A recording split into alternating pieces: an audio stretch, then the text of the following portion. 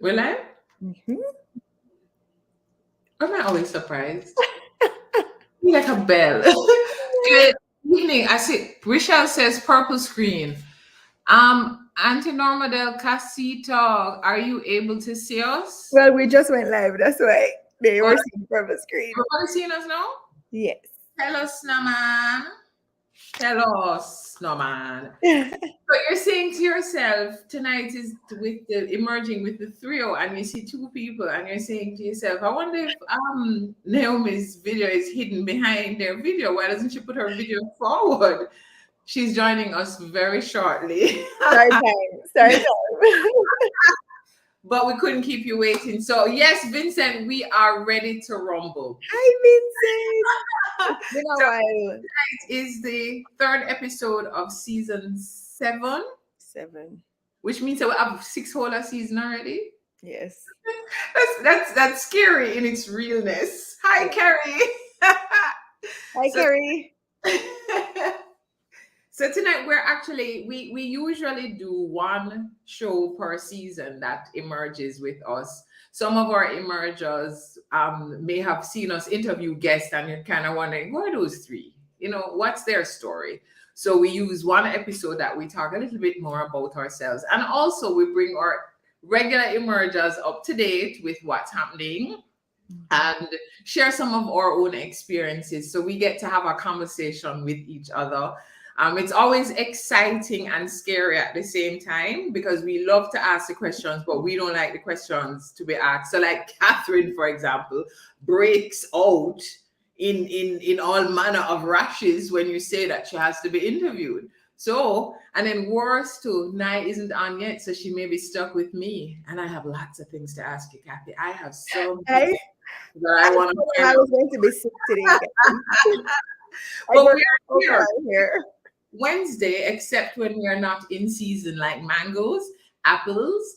Aki is apparently usually always in season, It's just that Happy, sometimes yes. more than other times. Yeah. So we're like mango, and so we have mango season and pear season. We have emerged seasons, and we've had 6 of them so far. We're in season 7. This is super exciting.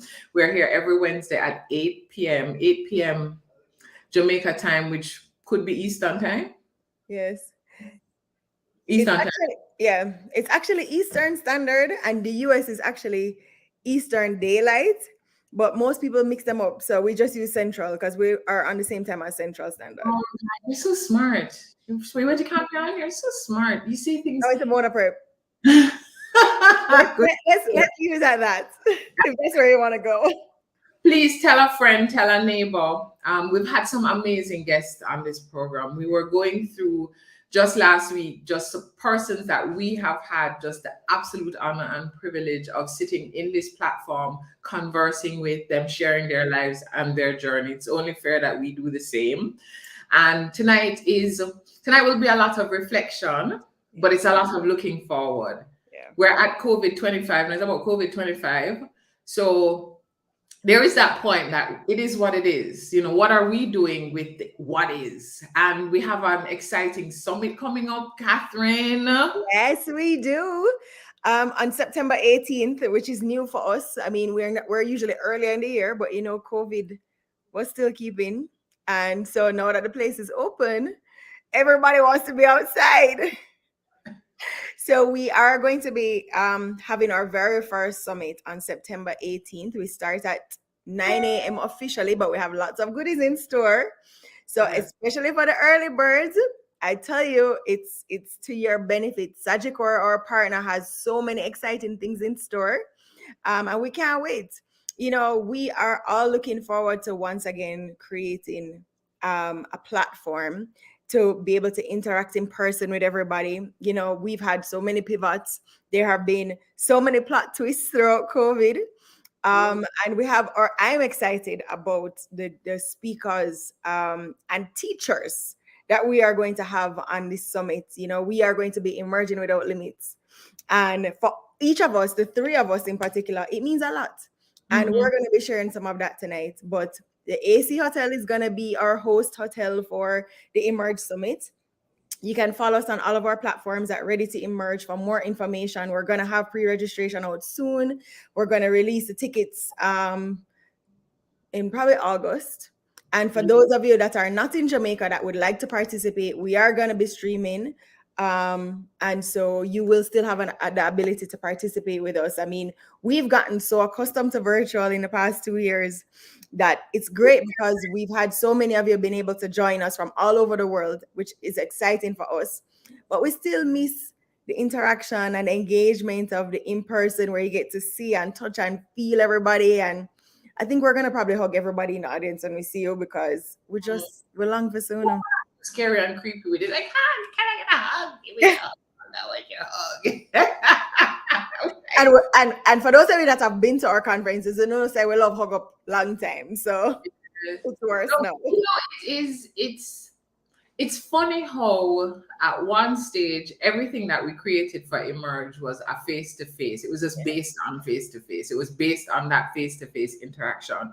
And when COVID came, we hit a roadblock. We literally were, I mean, the entire plan just hit a roadblock and we didn't know where to go. And we took a detour, which But is it's interesting that our first summit for 2020 was our journey map. Literally a roadmap. Me say, in a January of 2020, a roadmap that, in fact, when I look back on it, we talked about things like having to take detours, planning out a destination, plan out a journey, plan out who was going to be on this journey with you. Some people make it to different points on the journey. You stop sometimes, you pick up other people, and then you get to these crossroads where sometimes the road are fixed. I have to take another road. So it's been very interesting for us, just the detours we have had to take with Emerge, but also in our own professional lives and in our personal lives. And it's exciting to think about emerging without limits. It excites and scares me at the same time because it has to acknowledge that you're willing to take some risks on yourselves and acknowledge some that you've taken and it don't work out too bad. It don't work out too bad. Yeah. So anyway, where are you guys joining from? Vincent, I see you. Carrie, I see you. Where's everybody joining from? And I think it's also great when we get to share because as much as it's easier for us to teach and to train and to question, like you said before, but for us to actually do, we go through the same challenges that also you guys go through. Yeah, we're armed with the tools, but it's not always. I think we're armed with the tools. And Roshi, you want to do an introduction for our guest speaker that we're interviewing tonight? She's here. Hold on, I see Lennox Jackson joining us from Denver, Colorado. In the house, Jamaica is in the HOUSE. Grenada. We have Grenada's in your foot. Vincent is usually in New York. But New York, yes. Okay, you're in Pennsylvania. All right. Our special guest is here. Your special guest has arrived. Do you want to do an introduction? You know that our special guest tonight, who is in the waiting room and she's saying to herself, because it's herself. Because it's a few of them. That's right. Haven't they just let me in? She is right now saying, what is Rochelle going to say? We have to draw down crowd. So we are the Emerge Trio, and I know if you're joining us for the first time and you counted and you said you saw 2 people and it said 3 people, or third member, a lady who is known as the PR chick and author, CEO, and the personal branding coach, not just for the region, but internationally, a speaker, a motivator, a lady who is mother, who is daughter, who is emerging without limits. When she walks into a room, literally, the lights go on, the music starts because Naomi Garrick is here.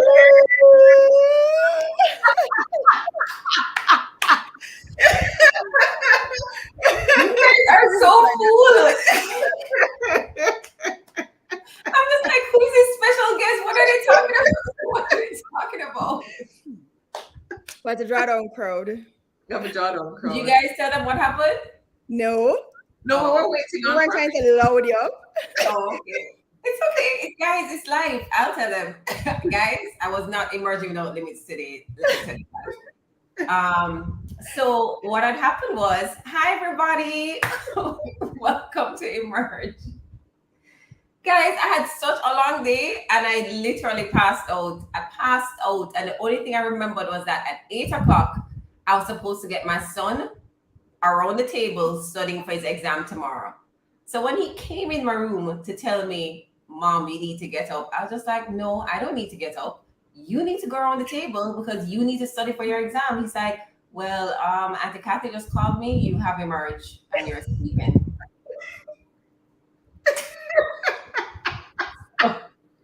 So that's what happened. So hi guys. Welcome. You look nice when you just wake up, though. My face would have crushed. Worse if we did just use power. I was looking for the sleep marks, but I don't know. I'm here. Hi guys. So it's funny because we didn't see you on, so I'm calling you. I'm not getting you. I don't have any missed calls from anybody. Because you probably put your phone on do not disturb. I'm wondering what happened.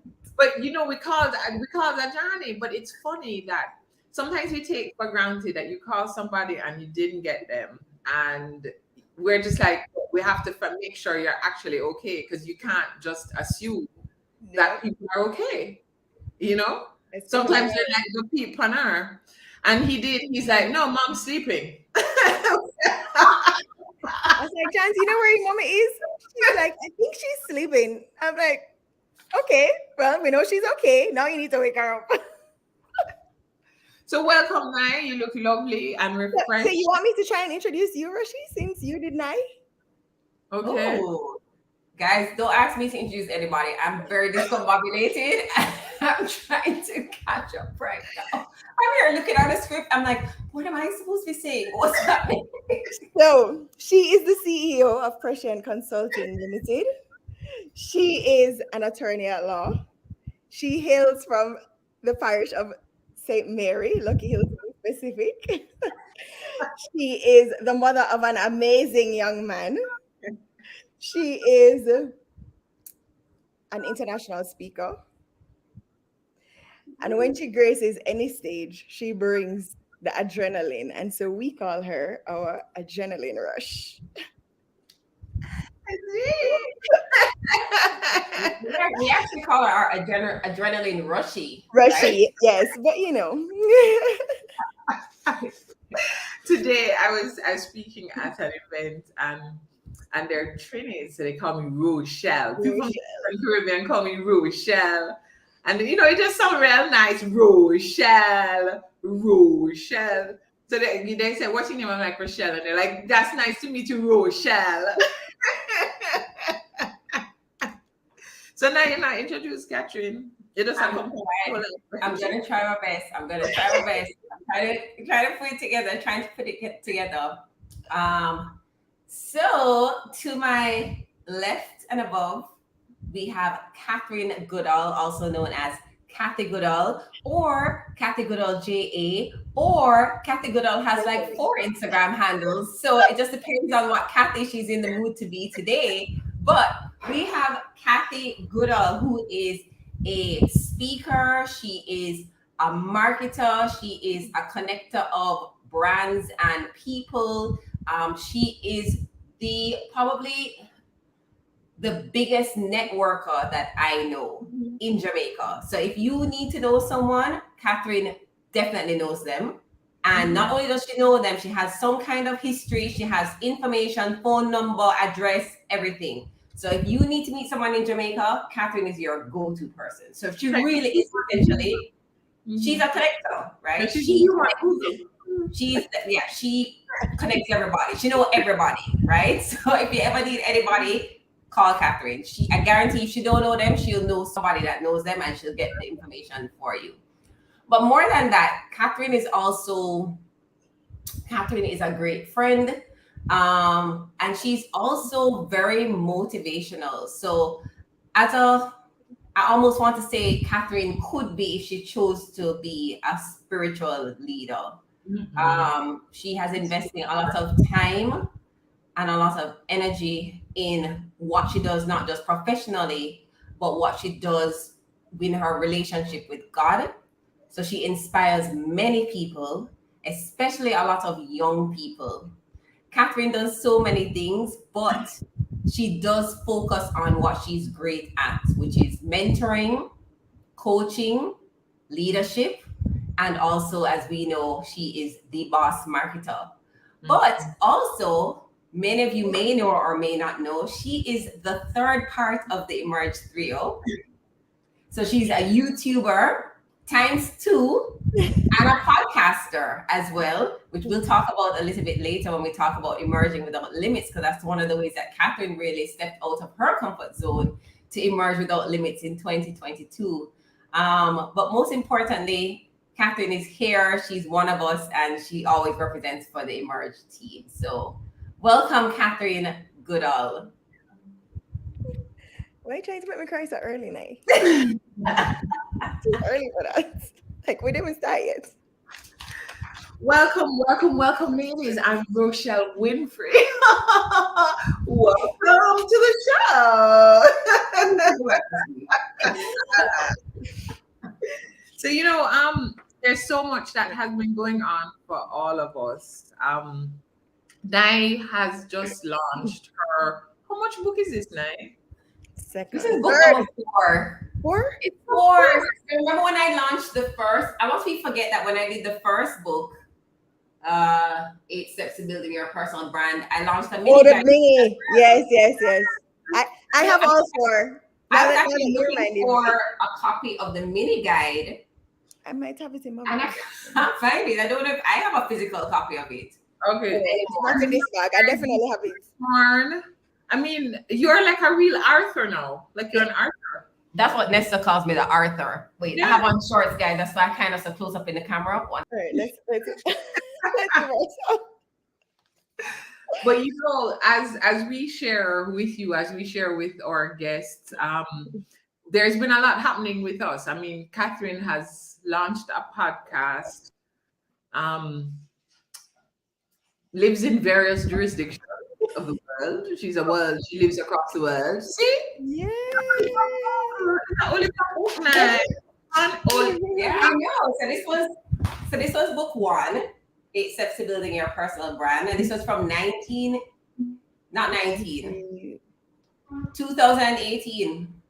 Oh, yeah. March. 2000, yeah. The other one was 2018 as well. This is December 2018. This is for young girls and boys. Even though after the mom said, boy, I don't know how my little boy will work on with this pink unicorn book, but I need it. So this is an interactive journal on how to stand out in a noisy world by simply being you. And then this year, with all the COVID madness, I launched this one, which is the Arctic's Guide to Building Your Online Brand Workbook. So yeah, 4 books. 4 books. 4 books in 4 years. Write a book to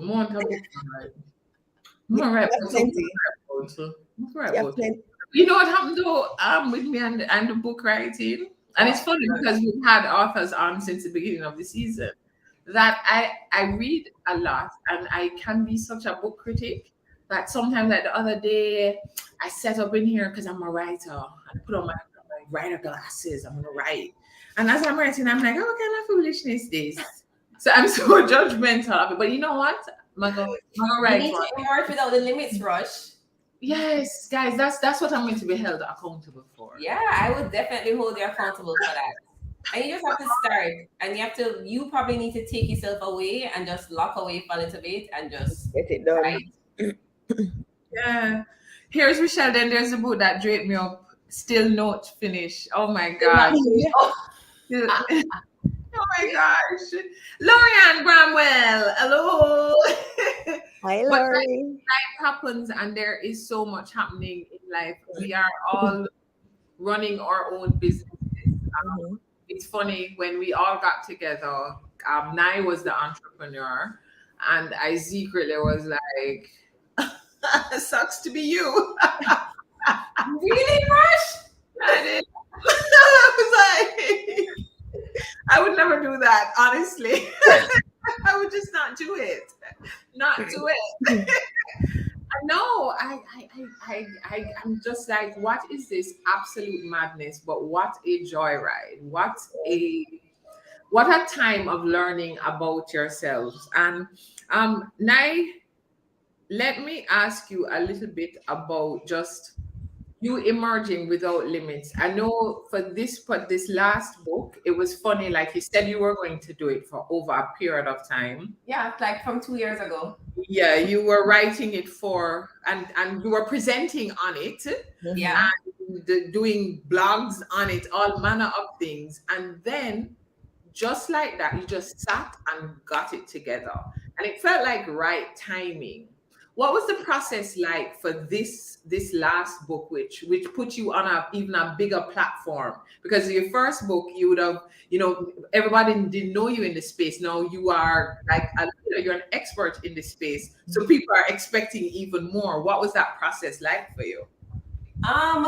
For me, so the biggest challenge is myself, right? So as I said, for 2 years, I had been saying, okay, I need to do a follow-up book. I've been doing all these workshops and speaking engagements, and companies that have booked me before, they've done the 8 steps to building your personal brand and the basics, and they wanted like, what's part 2? What's the next thing? And I knew the next thing really should have been this online brand, because we're all online and this is pre-COVID. So we still work, the whole world wasn't online the way we are now, but I still saw that this was an important part of it, right? People being able to find you online, what did they see, etc.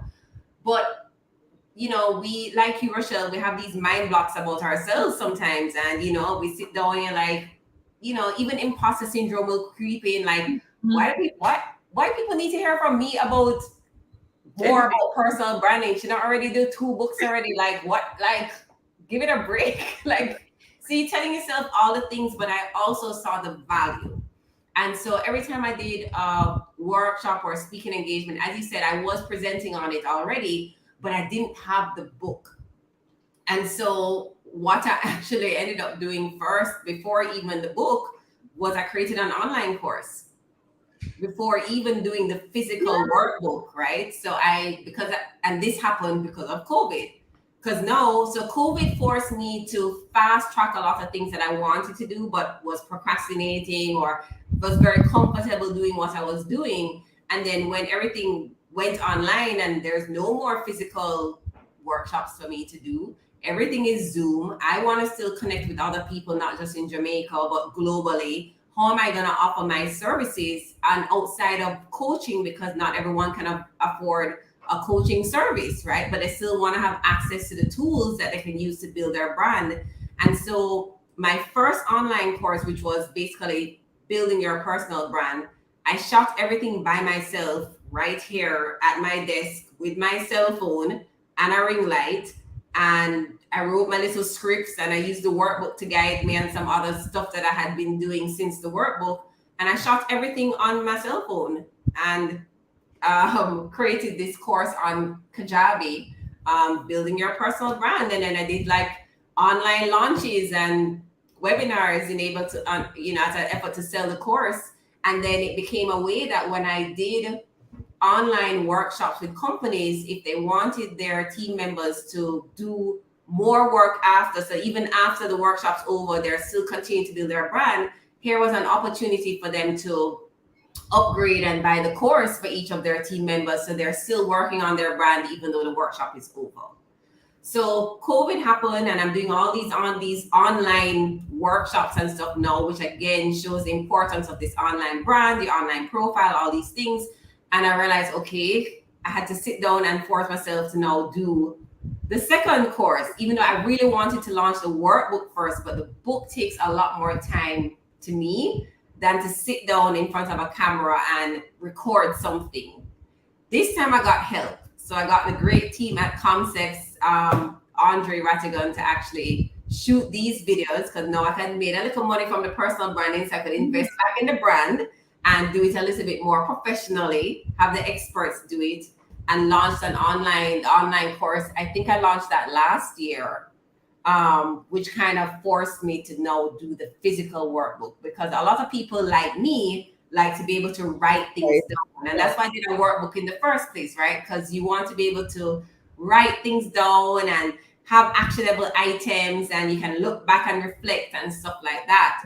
But here I am talking about having this online world and everything is digital. So what I did with this book, even though I have a few physical copies and you can purchase them on Amazon, I created like almost like, in addition to the long course that I have, I created like a mini course to support the workbook as well.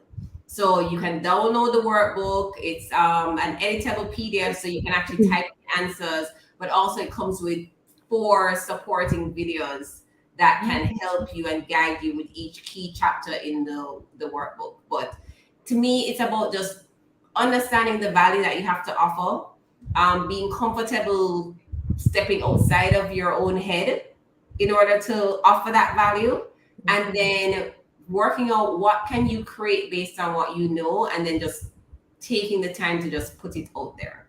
So like Yamfoot said, Crystal said, in 3 months you have to take action. So Rochelle, this is your challenge. What's the action that you're going to take in those 3 months? Are we going to have the first draft of your book? I know everybody that's watching Emerge would love to read a book that you're going to write. Yes. I think it's also important that we highlight the fact that when you did the first course, you just did it. You didn't wait on somebody to do it. You didn't wait to have the money to get it done professionally. You did it. No, I just did it, and it's done. It didn't lose its It's not effectiveness. It didn't lose its effectiveness. And now that you were able to do the second course, you're able to develop it more. You're able to give it the level of professionalism that you wanted to, but you didn't wait on that to start and to get it done. Yeah, so What is my corns? Like, leave my corns alone. Yeah, I do this all the time. Like, I had a business coach, and she said that done is better than perfect. A lot of us are waiting on everything to be perfect, and we have the right fonts, and we have the right design, and we have the right everything, and then we don't get it done because it's just not perfect. We don't launch. Yeah. Right. And the thing is, we can always correct the stuff later. If I wanted to, I could now redo the whole course and do it professionally, but it's not necessary. Right. It's there and the value is still there. It's just that it's Naomi's the cameraman. That's really it. Yeah. That's amazing. Deborah, you're not late, Deborah. You're right on time. Right on time. Right on time. And the beautiful thing is that you can watch it again for the part that you missed. There's always the replay, but I think that what happened though, guys, is that this pandemic, I think, forced me and a lot of people to just step outside of what's comfortable. Yeah. Right? To just try something. I'm still trying things right now, as I'm still trying things. I'm still emerging without limits. But what it has done for me, and I'll just share with you guys, is just by being very intentional and when you know your value and you know what you're offering to other people, and you know the benefits that will come from them learning something from you. To me, it's a big motivator. And I think not being afraid to put it out there. So for those of you who don't know me before Emerge and PR Chick and stuff like that, I've always been very, very behind the scenes. That's why I do PR. I know what to tell my clients to say and do and be in front of the camera. Me being in front of the camera stuff is not a natural thing for me. It's not, I don't really like it. It makes me very nerve-sighted. So nervous and excited at the same time. But then again, that imposter syndrome creeps in, like, why do people want to listen to me? What do I have to say, etc. And so I've been pushing myself during this pandemic to step out more. That means going online, doing these webinars and podcasts, talking about things I wouldn't normally talk about in public, and just trying to be more comfortable. But what it has done for me, and I tell you this because there are so many great benefits for that, is that it has opened up doors for me, not just locally, but internationally, just by actually putting myself out there and being confident in the value that I believe I bring to my particular audience. So I encourage all of you, because we all have talents and we all have things inside of us that we have to share, right? We're all here for a purpose and we all do things differently. I don't want you to be deterred by other people that may enter your field or that may have been in your field before doing something similar, because there's no one in the world that does it the way that you do it. So don't let that be something that stops you from stepping out into your own greatness, one step at a time, or you can do it in a big way. But you have to just do it. You don't want to be one of those people that you see someone doing something that you're doing and saying or wanted to do, and then you say, "Oh, but I thought about that 2 years ago. Like that's my idea." Right. Nobody cares because you didn't put it out there. Facts. So Nobody even if cares. it's not perfect, you need to get it out there. So that would be my biggest takeaway from this whole pandemic and emerging without limits is just making sure that Get it done. you're getting your stuff done and putting the work out there so that people know. Because you could be the best at what you do in the whole wide world, but if nobody knows, then nobody's gonna hire you, no one's gonna book you, no one's gonna call you. Catherine is not gonna have you in our network saying, "Hey, Althea is the go-to person for this," or Yamfoot is the person that you need to talk about this, because we don't know. Because Yeah. we know. Goal is to get in Catherine's network. Okay. Rochelle, So you need to put yourself Rochelle, there. Put there. Rochelle. Yamfoot said the book needs to be titled "Develop Your Adrenaline Rush." I wrote it I down. thought that's a great name. I love it. Yeah, You haven't put some of the royalties when it come out. that was just about to say. When are you build? Put for that charitable donation. Oh my God. That's the lawyer coming out now. Okay, she wants to make sure her bases are covered. You said it So was a Rochelle- charitable donation. That's what you said, Rochelle. Yes. Thank you for charitable donation. You need to So send your Rochelle- rates. Love it. Yam food. But yeah, and obviously I love to ask questions. Catherine, since you're here, nice, since you rest now, since you've just spoken. Catherine, over the pandemic, you turned 40. Yes, I You did. did. Welcome to the 40/40 Club. Yeah, welcome. Looking great, looking fabulous. And but you've emerged into 40 with a lot of different roads and you're on multiple journeys, which Yeah. is fascinating. And one of the things is you have is two podcasts, Catherine? Yes, Rush. There's Simple Steps, and there is also Focused at 40. Focused at 40. Yes.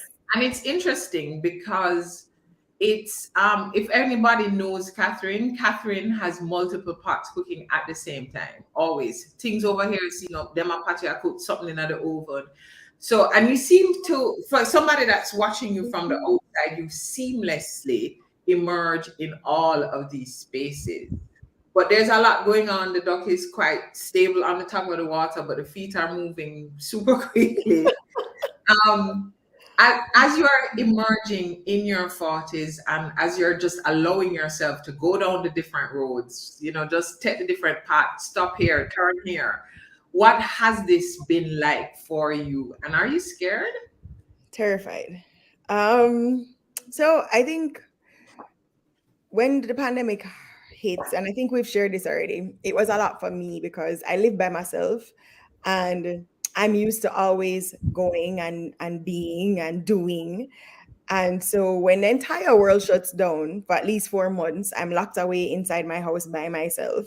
I am now at a place where I have a lot of introspection to do and quiet time, which I'm not accustomed to. And so a lot to process, and it started with me going back to Florida to my family because I hadn't seen them for almost 2 years. And it reiterated the importance to me of having the ability to be around them. So I spent a lot more time in Florida at that point, especially because COVID was still happening. So I just decided not to travel up and down.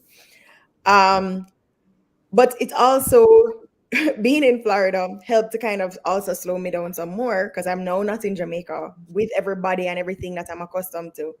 And no longer am I working, I'm gainfully employed. And for those of you that missed it the first time, you have to have people around you that when situations seem like doom and gloom, they remind you that it's actually a ray of light at the end of the tunnel. So in March 2020, when I lost my job, Rochelle and Naomi rejoiced and had a party, literally. There was at no point Any room for nobody asked me if I was No, no, okay. no more Nobody asked leave. me nothing. They were like, finally, because we don't even know what you were doing there in the first place. Like we told you 2 jobs ago that you should have stopped with friends like that. But With friends like that, you will succeed to be your I will greatest emerge at a self faster ever. pace. That's what. So That's what you. lesson That's what he's lesson trying to number say. one, which we say all the time, make sure you surround yourself with the right people. Um, so the second thing is that so redefine was birth before, but Mm-hmm. I wasn't able to focus on it. And so now I had the ability to focus on redefine business services, which focuses on medium and small businesses, helping with development of those businesses, strategy, marketing, structure, process development with my partner, Petty Team. Um, and so I was able now to focus on developing the consultancy more. I think it grew at a faster pace than I had expected, but I'm grateful. I got into industries that I didn't even know anything about, finance, e-commerce, but it was fun because I love to build things. But then I got to a point where I felt like, that steady paycheck that we're accustomed to. And I think it was a decent amount that I enjoyed getting. You know, After a while, I was living on savings. And so I felt like at some point, I wasn't getting that fast paced. I wasn't in that fast paced environment anymore. I was much slower. I didn't have the steady paycheck. And I was like, I feel one, like I'm stuck, and two, like I'm starting over. And I'm like, you can't be starting over at 40. Mm. Oh, you must be starting over at 40. And so my girlfriend from college and I were sitting down talking about it one day. And she said to me, you're not starting over. She said, you actually have all of this experience, all of this wisdom. You already know what not to do. You need to start to channel the energy, which me and Rochelle are always telling me. You need to channel it in the right direction and stay focused and stop doing 10,000 things. The challenge with that is that there are different facets of me, like Rochelle said, that I kind of have to feel. Like, I love sociology. I love to study how people affect us as individuals, how we interact together as society, which I guess has a lot to do with why I love to network and why I love people. I love marketing because, again, I love to take things to develop it from something and developing, help it to develop. Likewise, people development. And so Focus at 40 was birthed from just some of the experiences that I've had, looking at them from a psychological and a sociological perspective and how it actually impacts us every day. Just real life things, like how our families affect us as individuals. What are some of the things that we need to take and things that we need to release? What are the things that we just don't care about when you get to 40? Like when you get to 40, there's things that you realize in your life that you just need to release, people that you need to release, and it's okay. And just so I was like, maybe we should just share this. And literally one day Genesis came to visit me in Colorado, and I was like, let's just do it. And that's how it was birthed. Simple steps came from a lot of people, one, being surprised that I'm a Christian, especially when I go to speak at schools and the kids are like, Miss, you're a Christian, you don't look like a Christian. And I'm like, what does a Christian look like? And I realized that there's so many things about my spiritual walk that Mm-hmm. we overcomplicate as a church. Mm-hmm. And I think that if people understood that God really just loves us and just wants to have a relationship with us, and we start to help people to understand that it really is about the relationship, and a lot of the things that we question or that we don't understand, or topics that are taboo, things like, what does a Christian look like? We come from the traditional church where people wear hats and dress and stockings.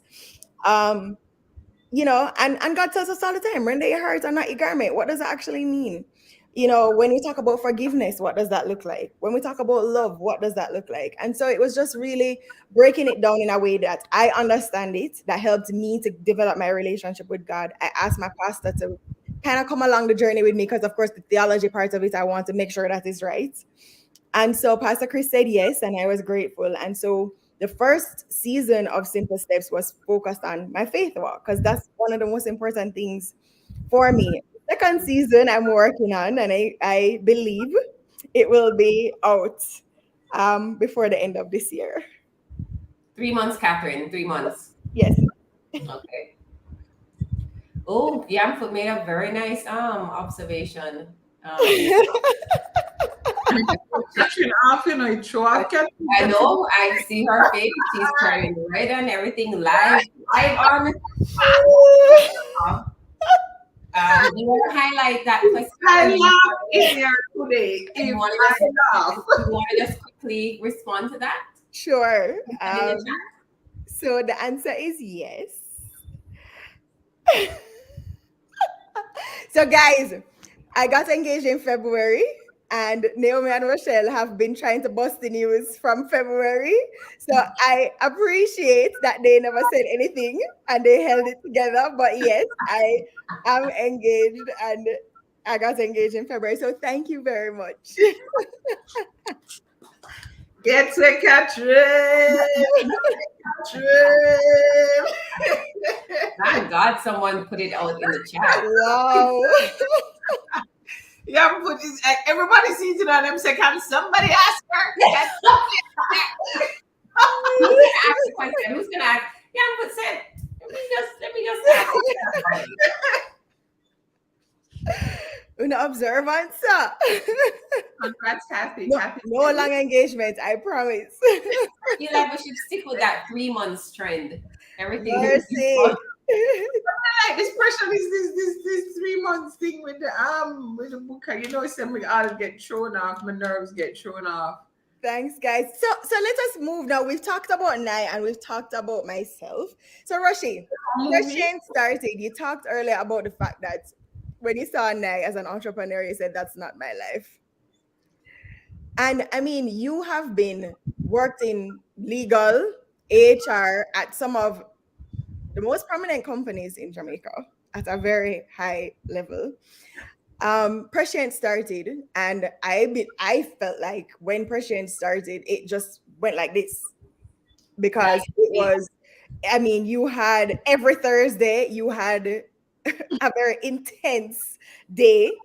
There were days when we were like, so is Russia gonna have time for us anymore? Because and then from that project, I felt like every day you're sitting on 10 different boards and had meetings all the time and be doing retreats and everything for all these companies. So tell us about Prescient, how it has been going, and what are some of the things, one, the challenges and how you've overcome them, and recommendations for any of us that want to start a business. Wow. So it's funny. Vincent said Moses had to quit his job to do what God had in store for him. I do believe that nothing before its time. I had to have particular experience so that I could build a knowledge base that I'm consistently building on. People over the years, I'm saying you should go do consultancy, you could do this business. And I'm just like, gonna leave me. I already my health plan. I like my health plan, I like my pension, I like my vacation days, and I have a good parking spot. Leave me alone. You still have all of those things. And I do. But you get comfortable with the concept of what work looks like. And the truth is that our generation was schooled in a particular way, and we were schooled not for entrepreneurship, but to be the best worker that we could be. And I had just gotten to a stage in my career where I knew there was something more. I was doing speaking always on the side, and always literally kept it in a box on the side. And people would call and they said, where you hear about it from? What am I calling me for? Me not really do this seriously. It's not serious. And it's funny, Kamala Bennett, I will always credit to with giving me that extra push. She is the ultimate entrepreneur. And she was like, wait, what are you waiting on though? What are you waiting on? What is the perfect time? What is the perfect moment? What is it? What is it? She says, do it. Just do it. Just jump in and do it. And I jumped in and one of, I think, the biggest lessons is what Nai said. Don't let perfect be the enemy of good. And in fact, don't let perfect be the enemy of getting anything at all done. Yeah. Because sometimes we overplay things in our head of everything that should be in place. And funnily enough, I mean, I help so many businesses with their own development. And with Prescient, it has always felt like I am flying this plane while putting it together. And it's been the subject of a lot of prayer for me. I'm like, God, I don't operate like this. I like a 10-step plan written very clearly, typed up, and put on my whiteboard that I can follow every day.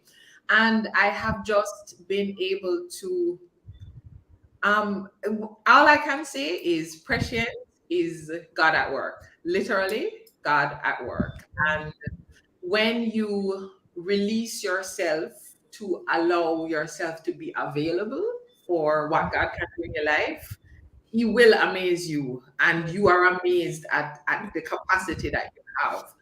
And I have learned that what I'm really good at is pulling disparate pieces together, getting the conversation flow going, getting people to work together. So a lot of people call us to just pull things together, to work with the teams, fix the things so that there is a flow. And and even the retreats and stuff, I shied away from that for a long time because, and you girls know I'm a little intense. So I need to know the stuff. And it would mean that I have to read business plans for companies. I have to understand, I have to read historical data. But I love that. I love it. I love that process. Who knows people that like to write annual reports? Like Rochelle actually enjoys doing annual reports. Why? No, Honestly, Rochelle, it's a I gift. just wanted it to look and feel. I just want it to look nice. Same, exactly. That's the part that I like. A company called me this week and said, Catherine, can you do an annual report for me? I said, here's the number to call. When you want it to look pretty, you can call me. I offer the info. Like I actually read what's in a report, and I love that process.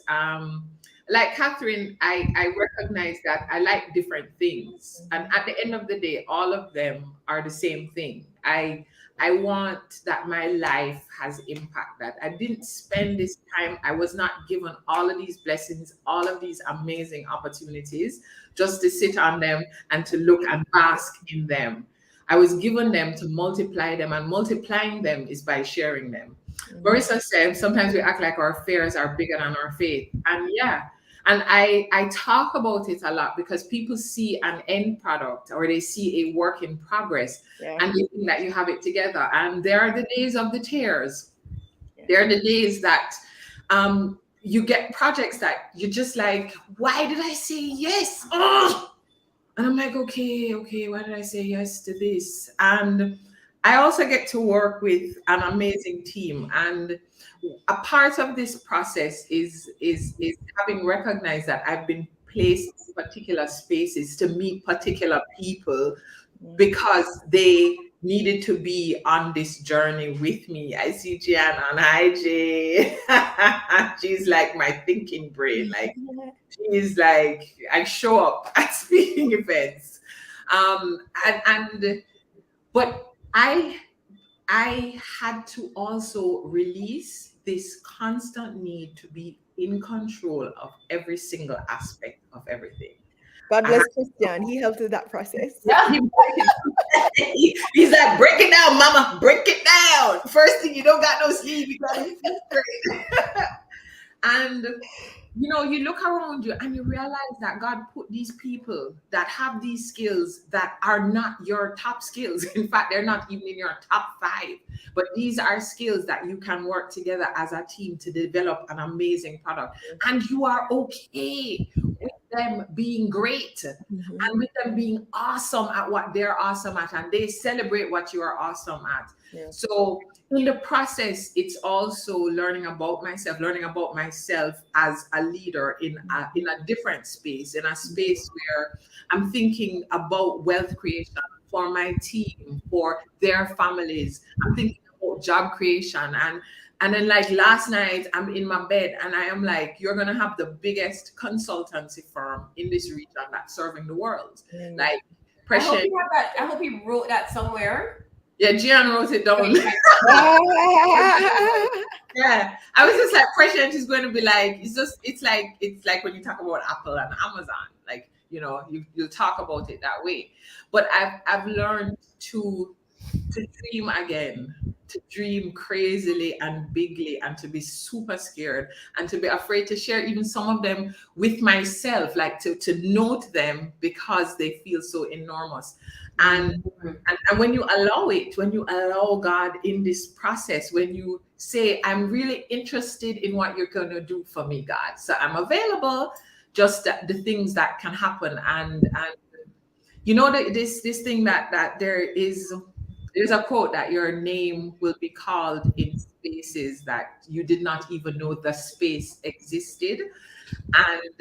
And that's what I aspire, not for myself, but for this business, for my team. And it's been an exciting and super scary process. And even now, just talking about it, my heart beat, and like sometimes my throat constricts and stuff like that. Yeah, that's prescient.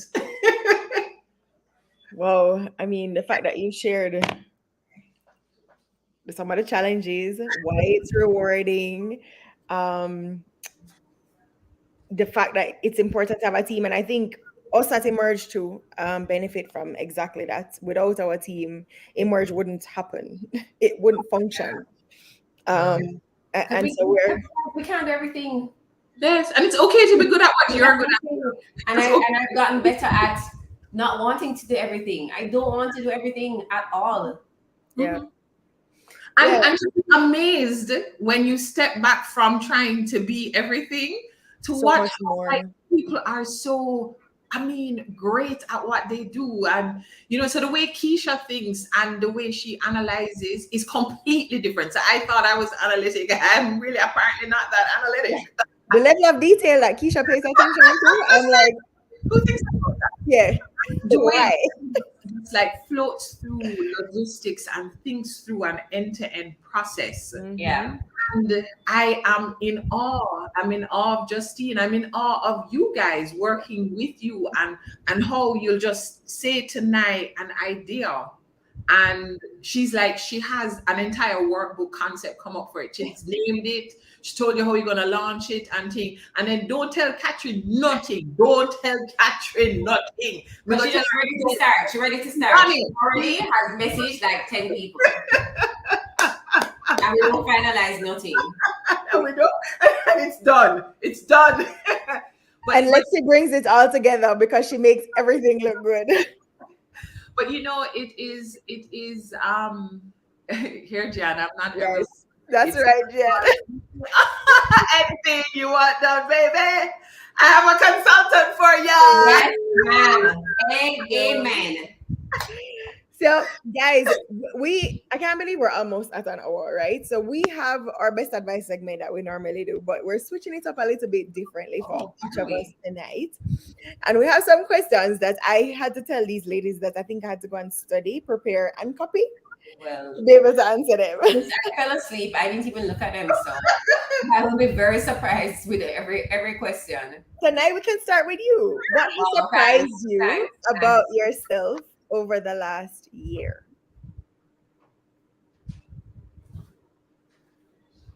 I don't know. I have to think about that one. What surprised me about myself last year?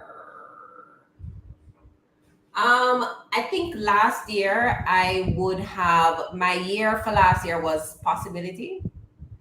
And I think I opened up myself to a lot more possibilities that I would have normally not even tried or said yes to. And so I think I surprised myself by being more open with a lot of things, personal and professional, and they have changed my life within a year. So that was it. Being open, releasing all the control that you normally have over yourself, letting go and letting God, and just saying yes to possibility. That's what I did. That was my biggest surprise last year. Rush? How about Kat? Kat, what's how did you surprise yourself? Honestly, I would say the same thing as you. I think just letting go and allowing God to lead. Not that he never led me before, but in a place of relinquishing control. Yeah. And really being open. I did a fast in November and I didn't know what I was fasting for. And he definitely gave me clarity after that fast. And he was like, this is where you need to be right now. And I was like, okay, I'm going to be obedient. And he opened up so many doors in places. Mary, my best friend, for those of you that don't know, she said to me one day, she said, all of the things that you said you would never do. Look how God just ticking the boxes. Yeah. Yeah. Rochelle? I mind my business. So it's funny when Kat sees the question, she's like, "Oh my gosh, let me go and study this. Don't pressure me." And I thought, I have so many things about myself that amazed me. And I was just thinking a while ago, the real thing that has amazed me, I think certainly over the last almost 3 years, is I did not expect I would mother the way that I do. I know I want to cry. I can't say anymore. Oh, Rochelle. No. You're awesome. Listen, Rochelle wears boogers and t-shirts, whichever way she wants to see it, and jeans.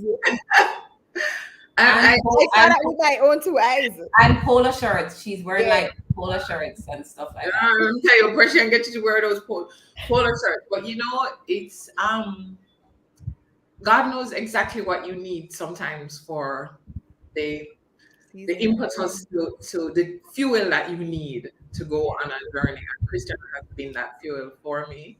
Yes. So I get up purposed. I want him to be proud of me. First of all, why are we gonna like crying every episode? What is this? What is happening? Yes, Marissa, the princess like champion. I'm just like I am so grateful. I'm so grateful for this part. I'm so grateful for the time of Christian and that even when I'm tired, even when sometimes I don't think I can go any further, I don't have any more left, and he's like, it's Christian time, and I have to be rolling on the floor, and I know why I get up, and I know why I push, and he's your driving force. He is. So sometimes I'm just like, he's just not doing this thing right and I realized too that it has allowed me to understand that everything does not have to have a right way. Like sometimes you just gotta wing it. My mother said there was no Google in the 70s, and she's like, you guys came out all right.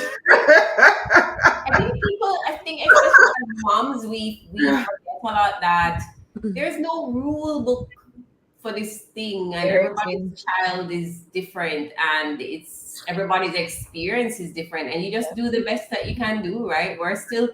I think every day we're all winging it in life. Honestly, like sometimes I can't believe I have a whole 16-year-old that's alive and kicking, right? The functioning young adult. How? When sometimes I feel like I could just put back on my Andrews uniform and get a lunch money from my parents and be okay, right? So plenty times. I feel like he's 16 now, and sometimes I'm just like, I literally remember everything from when I was 16. Yeah. I feel like I was just down there. Where did this time go? I went to see Top Gun, and Top Gun. How was that? Amazing. It's a must see. Top Gun 1 was 36 years ago. I know every song, word for word. I can recite the entire movie. I used to have the cassette. Okay. And literally, I could see the anticipation in the place, how I was so excited. Top Gun 2 is amazing. We're going back to watch it in IMAX. No, it was nice. Yeah. All young people. Yeah. When highway to the danger zone. This is them. How about that? What is that? No, we went and daddy, I took daddy too, because daddy is a pilot. So he have a different level of appreciation for the planes, and all of them were like kids in candy store, Oh, it was. flying But out of the seat Oh, talking about the planes, and I'm like, I'm excited. Okay, something to do must this see weekend. for sure. see. So, Catherine. Yes, Rush. Oh my gosh. Are you may ask this question, Catherine? What does saying yes mean to you? Wow. Honestly, it means stepping closer to what God has called me to. It means um just trusting the process and doing it anyway, even if I'm scared. Um and definitely displaying that the faith that I know I have works. Nice. Catherine Oh, was just like, full stop. yeah, for me it's a short one too. Let me look back at the question. What does saying yes mean to me? It means saying yes means being more aligned with the things that are a part of my purpose. So it's being more aligned with the things that bring me joy, right? And that come naturally to me. For me, saying yes no is like a feeling as well, and it's the same thing with saying no. No. When I say no to things, it leaves room for the things that I need to say yes to. So Yes. I've gotten a lot better in the last couple of years at saying no and saying it as a sentence. Yeah.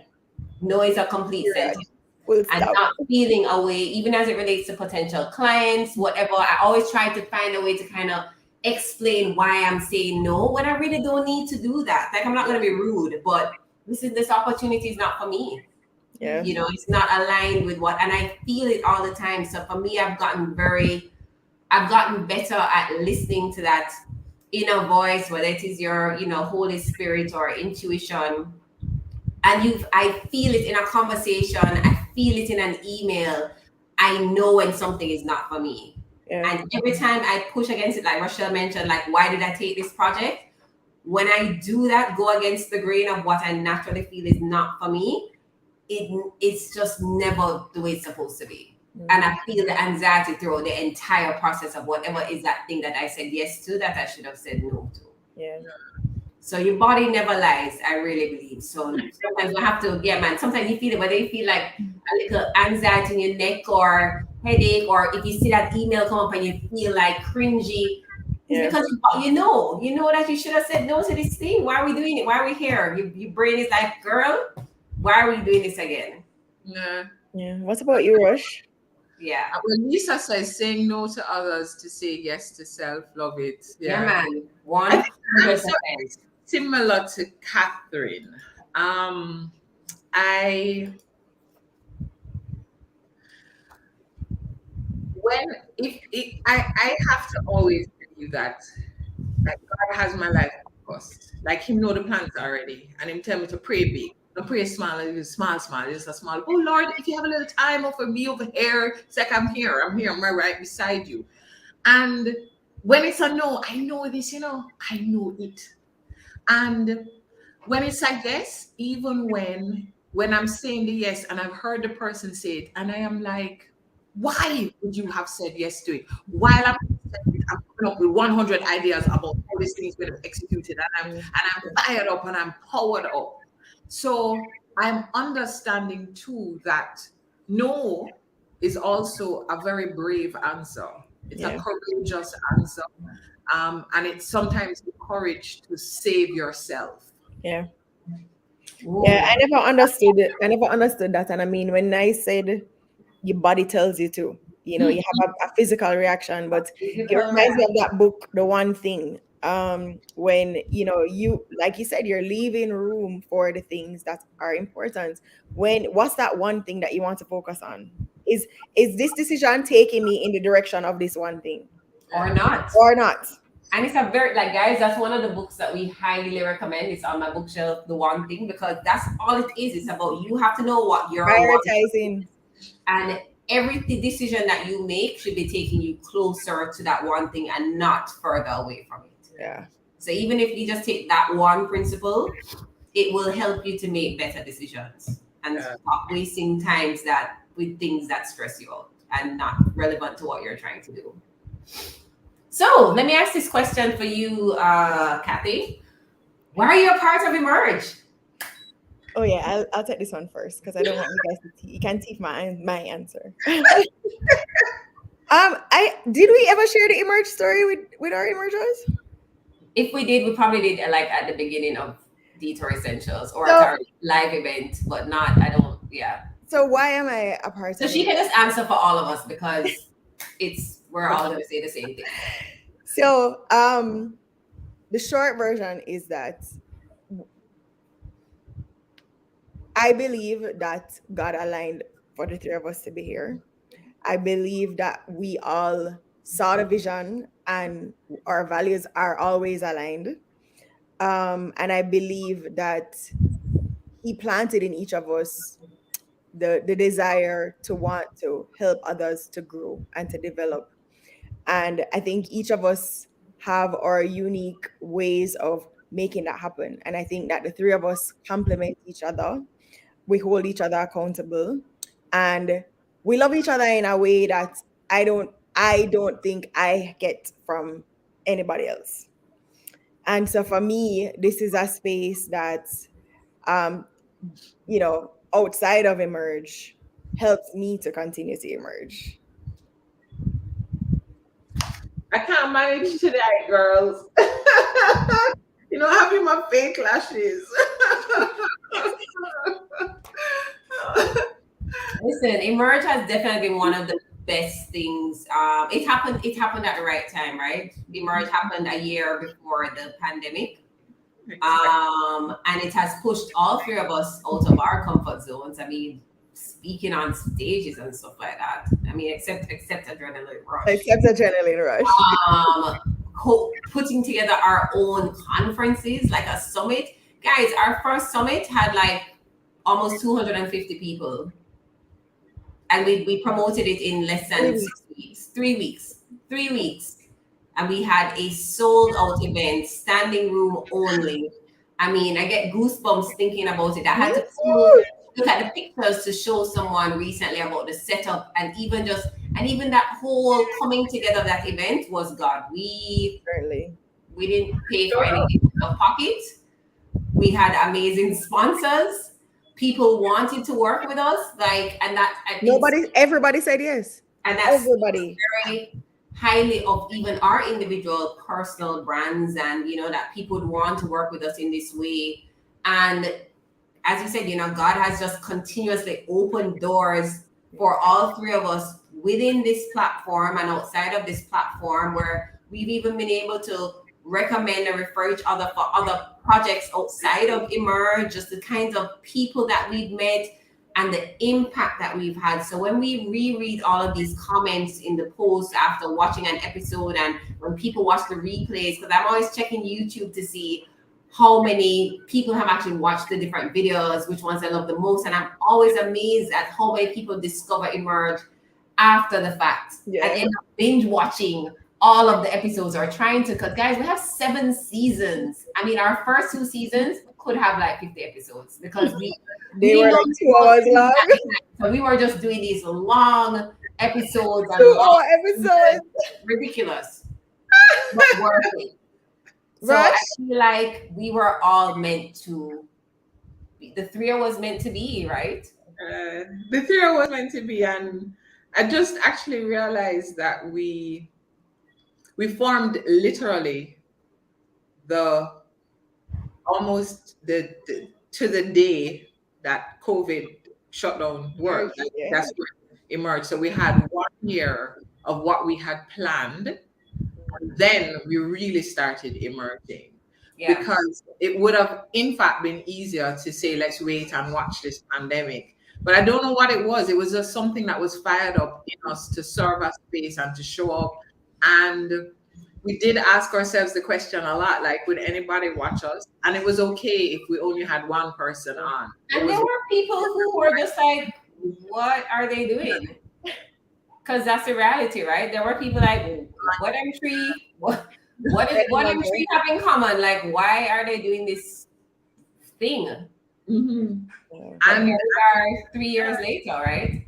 yeah, and so when God is in something, you just show up and let him do his work. Let him do work. Anthony Model says the opposite for me. It's usually a challenge where I'm able to learn and create something new and do it well.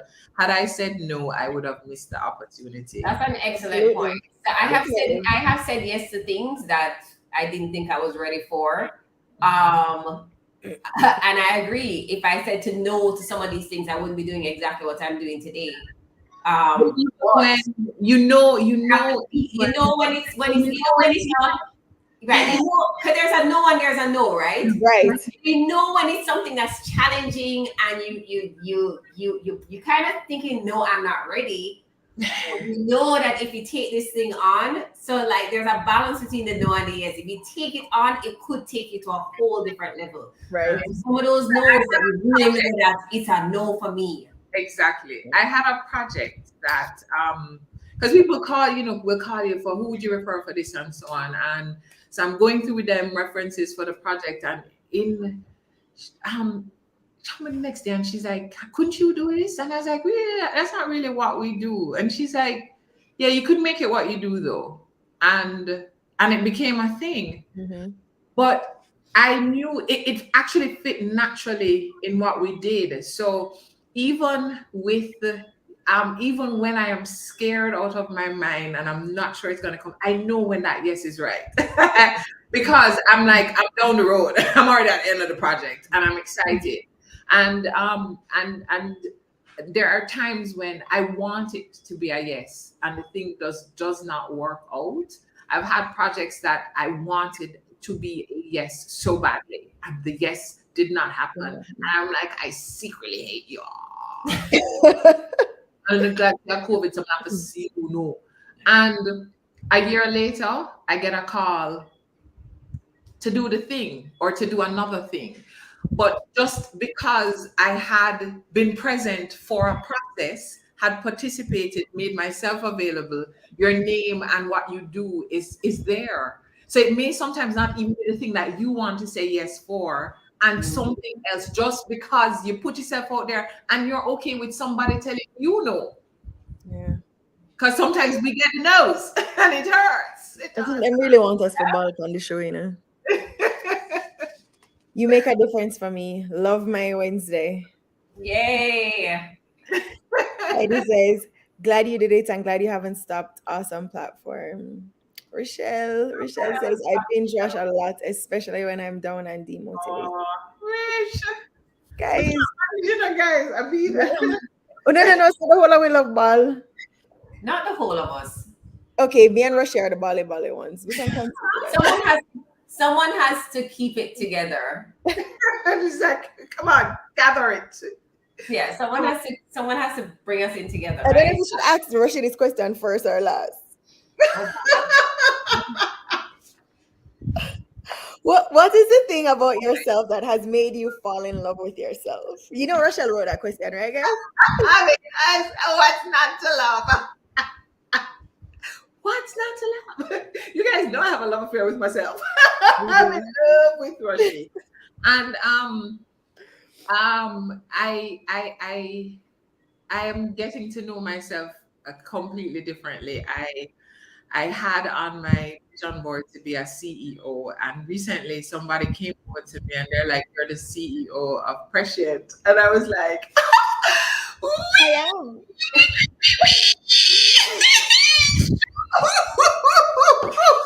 It's like I are.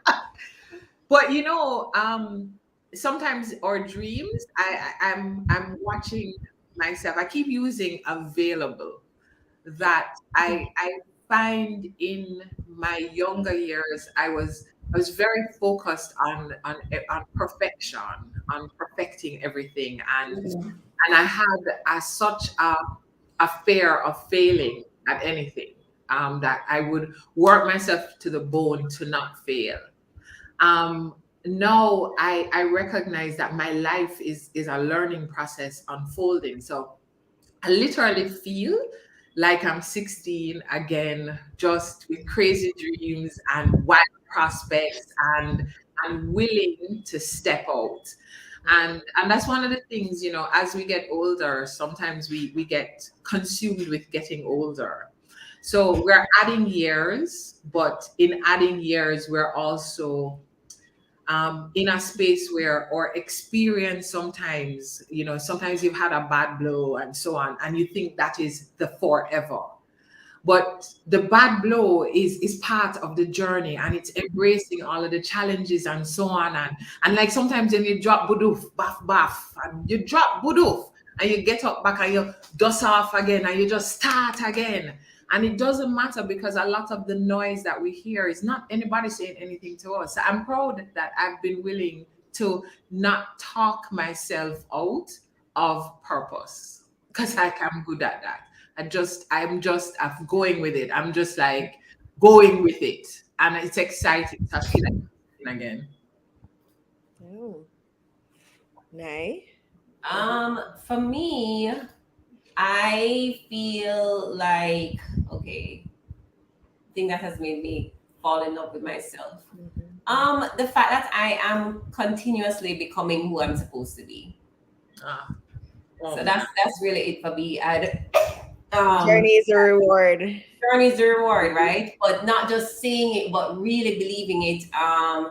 And I'm just excited about, every year you learn a little bit more about yourself. And, Catherine, you have focus in your 40s. And I honestly believe for women, I don't know about for the men, that 40 is like just this really transformational period. It makes me excited about what will happen at 50, right? Because I feel like that's when you really start to accept yourself, right? Even with the flaws, and you get more aligned with yourself, like what exactly it is that you want to do and the people that you want to be around. And it's a lot more clarity, I think, at 40, even though we tend to lose our eyesight, like at Speak for 40, yourself. I think we get a different kind. What I you want rebuke you in the name of I'm not Jesus. trying to zoom you, but I I just tell you, rebuke you. just watch it. So even though my eyesight, the clarity there is waning, it's unlocked a different type of clarity for me in just my life. And so that's what I love about myself right now, is just learning more about me and getting closer to exactly who I'm supposed to be. I love that. Yeah. What about you, Kat? Ooh. Well, for those of you that are close to me, that's something that I struggled with for a very long time. And it was reflected in my choices. So I made a lot of poor choices that showed that I didn't love myself enough. The book is gonna be finished this year, by the way. It will be finished this year. 3 months. so Catherine is the first 3 months coming up. I'm gonna say 3 months. Go, Cat. Yeah. But for me, I think that what October. So we have a book draft in October from Rochelle, and we have a completion of a book by Catherine in Yes. October. I mean, it's somebody didn't mean to catch it. We've done our book in October. I might Right. Right. So you have a draft. You can have at least a draft ready, Rochelle. Catherine should be complete because she already have more than one draft of her book. It just needs to release. Yeah, and Catherine's book and that journey, Cat, just of falling in love with yourself is beautiful. Thank you, Rush. But for me, I think the what I love the most about myself now is owning who God has created me to be. And reminding myself every day that I was created in His image, and because of that, I need to walk in the purpose that He created me for. I need to always try to do my best because I'm a representation of Him. I think. Yep. Oh. So what? So all right, guys, let's lighten it up a little bit. Favorite movie of all time? Oh my god, I have so many. I have so many. I I'm mean, a movie buff. Chris, let it go. Oh, Greece, Dirty Dancing. My best friend's wedding, Pretty Woman, Top Gun. I have a lot, guys. Those are my top. So I'm a Harry Potter fanatic. I've never watched anyone. I've read all of the books. Yeah. So I can say Harry Potter, all of them for sure. Titanic, I was obsessed. I watched it in the movie theaters maybe 4 times. Sorry, can we block Keisha from watching Emerge? Yeah, why did she put that? Why, like Keisha, can you go away? We don't want to. Let's block Keisha. Let's find a way to block her. Yeah, but Titanic. Titanic, I watched it like 5 times. I was obsessed. I pre-ordered the VHS. The Notebook. Remember what is VHS one for me tickets that I are. watched 1,000 times. There's so many. Because there are movies that I watch over and over and over. Yeah, Pretty Woman. Every time I pass it, I stop and I watch it. Legend of the Falls. I love. So you know, so Lauren, a young girl, you know, she talk about new day salt, Columbina. I love Salt though. Salt is awesome. I watched that. I've watched that multiple times as well. And I'm a Marvel fan, so I love the Avengers. Yeah. I watch everything, guys. I watch everything. I don't. Yeah, I don't. I actually go to the movies for jumbo hot dogs and nacho cheese, and most of the time I miss parts of it. I do, like entire parts, and I'm like, can we have intermission now so that I could get like the nachos now or some more popcorn because I'm hungry. But I mean, Downton Abbey count because even it's started a series, but they have 2 movies now, and I've watched both of them as well. You're such including the Okay, let's move on to the next segment. What's your favorite song? Are you part of our movies? Yes, favorite song. Episode on movies, actually. Next Next time I'll be more prepared. I'll have a list because I have a lot. You know what she's going to do though? She's going to like make a list so that next week when she comes on, last week, like, guys, I did not answer this. I wasn't prepared. I will have them by category and genre. I'm gonna have by category. So I'm gonna have like rom-coms, historical. We'll share that online. We're not gonna share that online. Memoirs of a Geisha, which is on Netflix now, guys. So if you've never watched that, so I read the book first years ago. Yes, you used to talk about when it came out, whenever it came out, but it's now on Netflix. It's amazing. Memoirs of a Geisha. That's one of my favorites. Yamput says her favorite song is Reasons. What is your favorite song? Oh, that's even worse. I can't even answer that. I have a million. No, I have like a lot of different favorites. You know which song give me vibes every time I hear it? Anything for You. By 3T? No. Snow, Beanie Man. Like the Jamaican one. I'll do it. The original. No, Roshi. No. I will do. But the song's not called I'll Do Anything for You.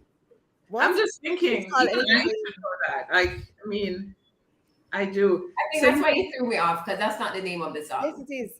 I'll do anything for you. I said anything for you. Rochelle started singing I'll do anything for you. Watch it back. I feel Lisa said me too, Kathy. Let me tell you though, my current favorite song is The Wheels on the Bus Go Round. Oh my gosh. Round, round. Let me ask you a question. They kind of those cartoons. So I sing it like that to Christian. So he's gonna go to school and he's like, "Yo, the wheels on the bus go round and round, round." Hi, shut up. I can't answer favorite song. I have a million. So I love 90s dance hall. Same here. But the thing I tell Alexa to play all the time is R&B from whether it's from 2016, from anywhere from 1996 up to like 2002. So I'll be like, Alexa, play R&B from 1997. And you know you weren't learning nothing in school because you know. Oh my God, no! That's my favorite kind of music. Yeah, R&B, soul music from that period. we're just not going to sing R&B music anymore. We're not going to have no more man groups. No sing along. Just No. I nothing. know, No like, close up dance with Celine. No more like boys to men kind of vibes. Like just nothing. But same is true for our dance hall. I mean, there is nothing that is classic anymore. There's no timeless music. And it's very disheartening. I mean, the direction that I see us going in. Yeah, man, I could play this music so Ajani can, know these kind of. they get it now. They learn it. They don't realize that they're learning from us. Vincent said Pride and Prejudice. How could I not say Pride and Prejudice? Yeah. I love the book. I love everything. That's what made me love literature. Anything by Jane Austen. Carrie says stop watching movies long time. Must be old age. Right? Kim White says she goes to the movies for the food too. So let us Rochelle, what's your favorite song? You didn't tell us. I don't know. There's a song that CC Winans does that is like I always have a current favorite. Yeah, Because Jaira is my favorite for the last 2 years. there's a song, God You Are Good, that CC Winans sings now that makes me cry like every time, and I finally learned the words and I sing along with her, and I absolutely love that song. But I love 90s R&B and I love 90s dancehall, and then that's when you realize too that you're the big person now. That you're like, oh no music, oh no music, oh should I know music? Funny. I took Ajani with me to the Bounty Killer birthday celebration, right?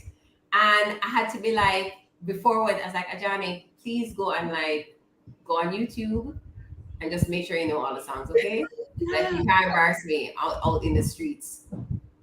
So what was funny was every time when the DJs were playing just other old dance hall, whatever, like I would say to him, like I said, you know who that is?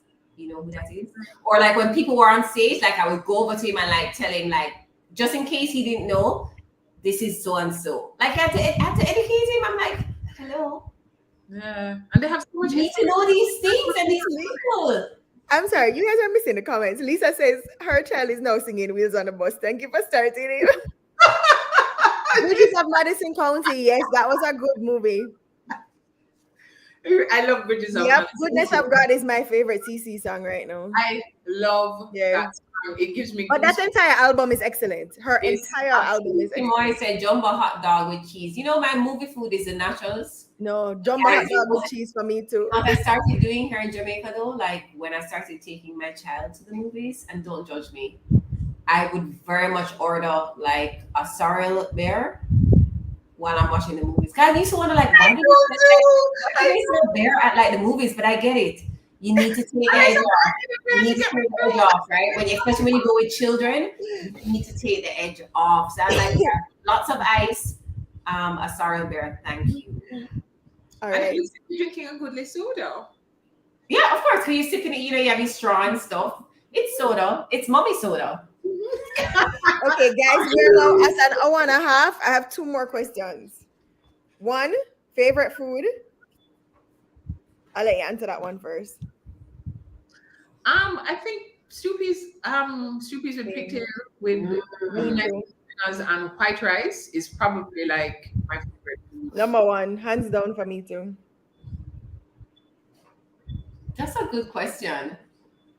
I'm not sure. I feel like I like a lot more things than I used to like before. So before I would quickly say like lasagna, love a good lasagna, right?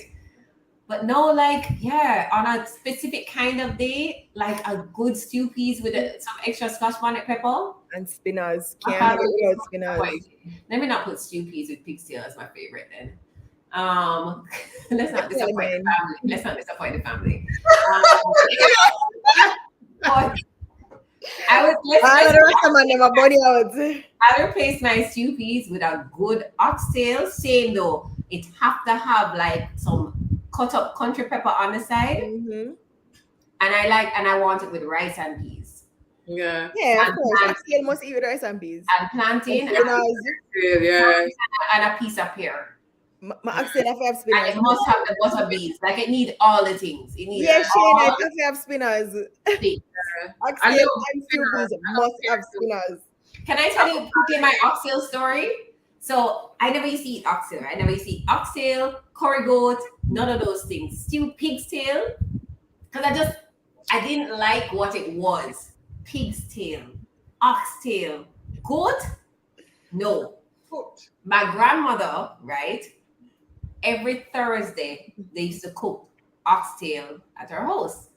And some days my son would go there after school and then I'd pick him up from her house on the Thursday. And one day I was so hungry and that's what it was. And I was like, all right, I'm just going to have some of the gravy with the rice and peas. Gravy. Oh, Leo. And you know, sometimes the oxtail gravy have little pieces of the oxtail in it. Let me tell you, I have not looked back since that Thursday. Yes, I ma'am. went back down and I put a piece. And then I came back downstairs and I put 2 more pieces. And as you heard a while ago, oxtail is now my favorite dish, right?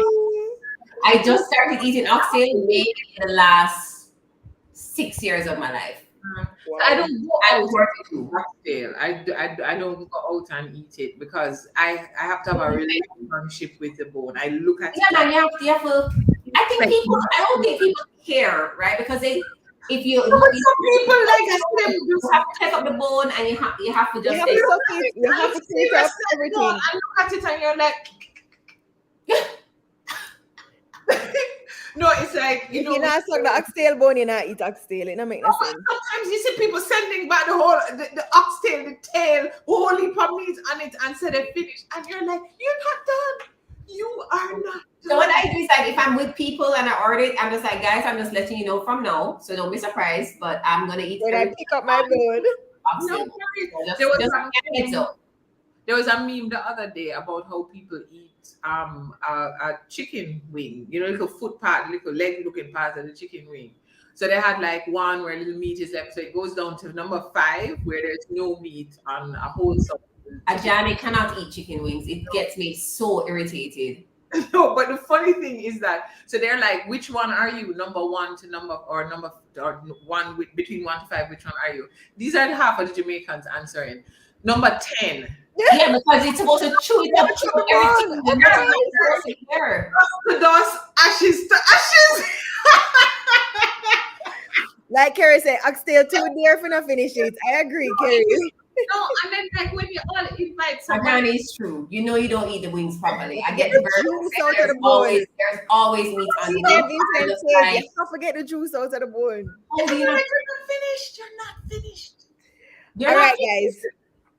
But that's like when people, just last side note on that. That's like when people go to Hillshire and then finish them fish, but them don't really finish the fish. Like you can see all of the juicy meat like in the sides of the But there's my mother. they'll go chew up. Like I'm just like, this is such a waste. Yeah, but when I see my cousin eat fish and you only see the eye, if you're lucky, Well, that's my I'm not there.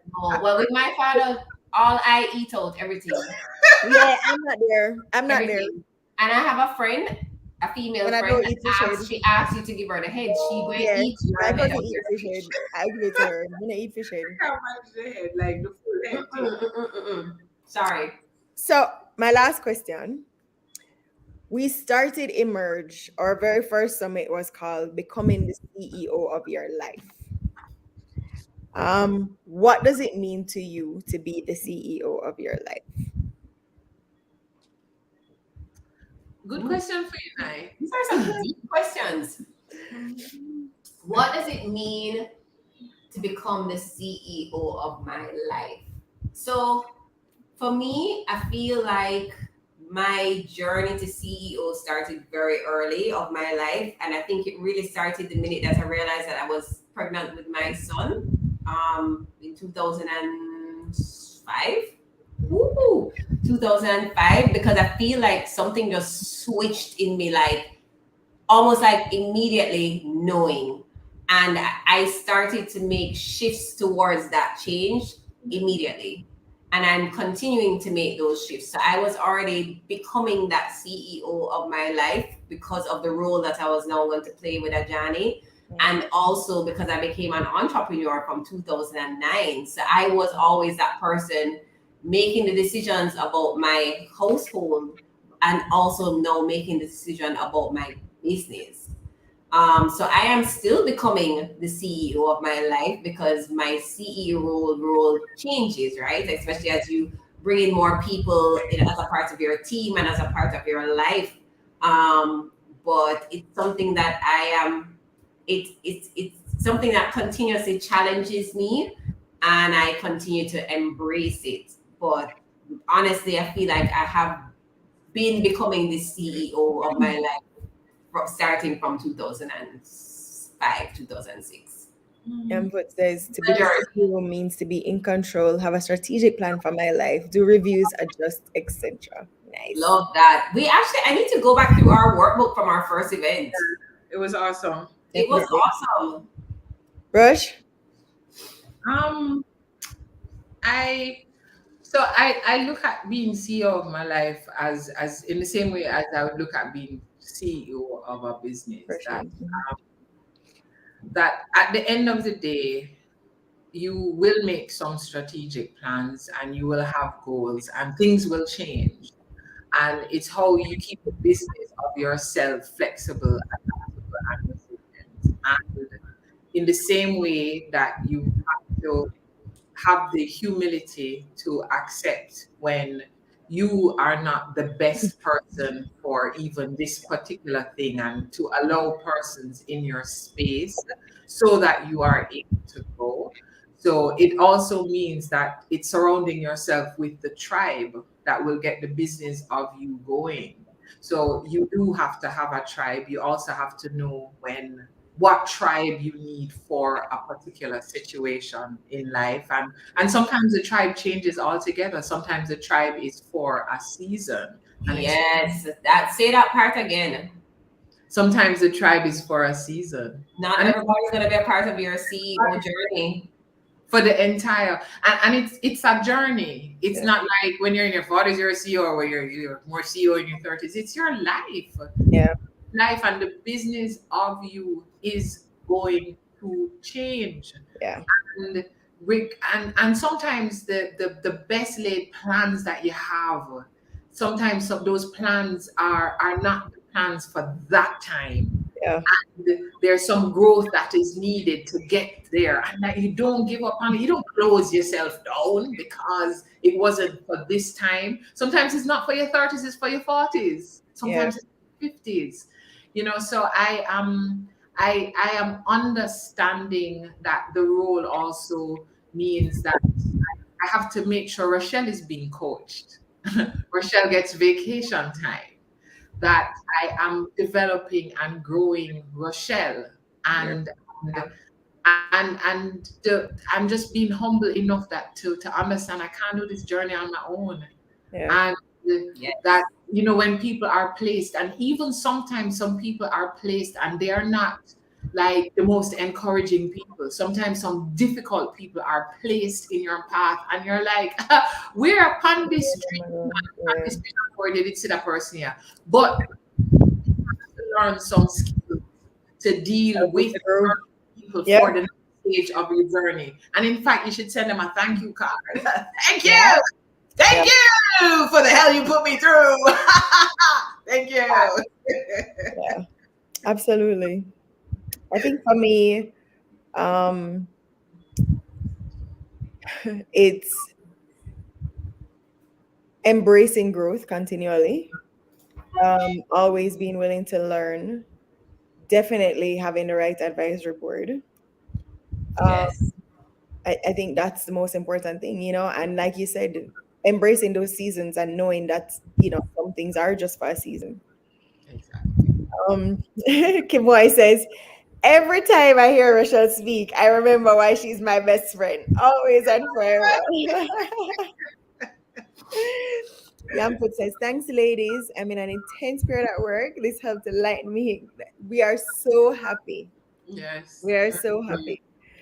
So, guys, I can't believe we've been here for this long already. Almost 2 hours. I'm so Yeah, glad I made no, it. no, no, don't push it. An hour and a half. Don't bother.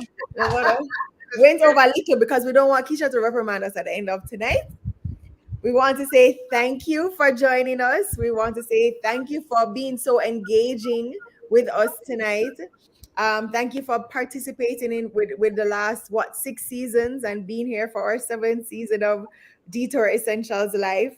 We ask that you follow us on our social media platforms because, like we said, we have some exciting things happening. Our summit is coming up, and you'll get more details. Registration is going to open soon. And like I said, our partner Sagicor has some exciting things in store along with us for the next summit on September 18th. Yay. So if you got any substance out of tonight's episode, we ask that you share with other people, direct them to the page. We're so grateful for your feedback and for your continued support.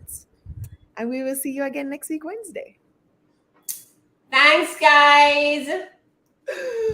Sarah's late. A little bit. Bye, everybody.